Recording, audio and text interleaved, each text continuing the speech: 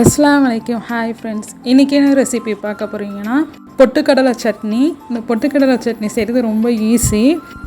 இந்த சட்னி செய்கிறதுக்கு உங்களுக்கு ஒரு 2 நிமிஷம் கூட எடுக்காது. நீங்கள் தேங்காய் திருகி வச்சுருந்தீங்கன்னா, ஆல்ரெடி தேங்காய் சில பேர் வீட்டில் திருகி வச்சுருப்பாங்க ஃப்ரிட்ஜில். அதுமாரி இருக்கும்போது உங்களுக்கு 2 நிமிஷம் கூட ஆகாது. ஏன்னா ரொம்ப ஈஸி. இதெல்லாம் போட்டு நாம் அரைக்க போகிறோம், அவ்வளோதான். இதுக்கு தேவையான பொருள் என்னென்னு பார்ப்போம். பொட்டுக்கடலை, காஞ்ச மிளகா, உரிச்ச பூண்டு, சின்ன வெங்காயம், அப்புறம் தேங்காய், தாளிக்கிறதுக்கு கருவேப்பிலை, கடுகு. இப்போ மிக்ஸி ஜாரில் பொட்டுக்கடலை, தேங்காய், காஞ்ச மிளகா, பூண்டு, சின்ன வெங்காயம் இதெல்லாம் மிக்ஸி ஜாரில் போட்டுடலாம்.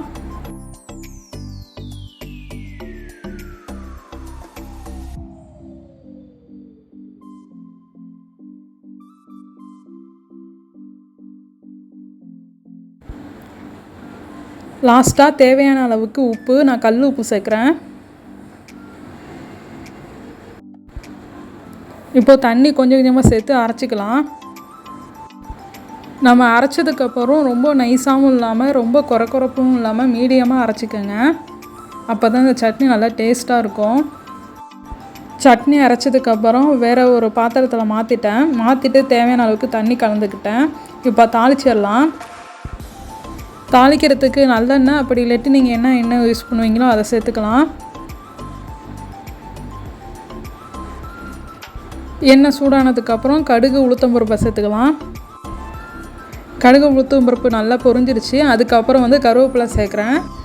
இப்போ தாளிச்சதை சட்னியில் சேர்த்து மிக்ஸ் பண்ணிடலாம்.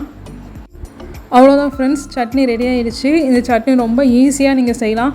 இது வீடியோன்றனால உங்களுக்கு டைம் ரொம்ப நேரம் இருக்கிற மாதிரி இருக்கும். இட்லி, தோசைக்குலாம் ரொம்ப சூப்பராக இருக்கும். அப்புறம் எங்கள் வீட்டில் நாங்கள் சப்பாத்திக்கு கூட இதை வச்சு சாப்பிடுவோம். ட்ரை பண்ணி பார்த்துட்டு எப்படி இருக்குன்னு சொல்லுங்கள். வீடியோ பிடிச்சிருந்தா லைக் பண்ணுங்கள், ஷேர் பண்ணுங்கள். தேங்க்யூ ஃபார் வாட்சிங்.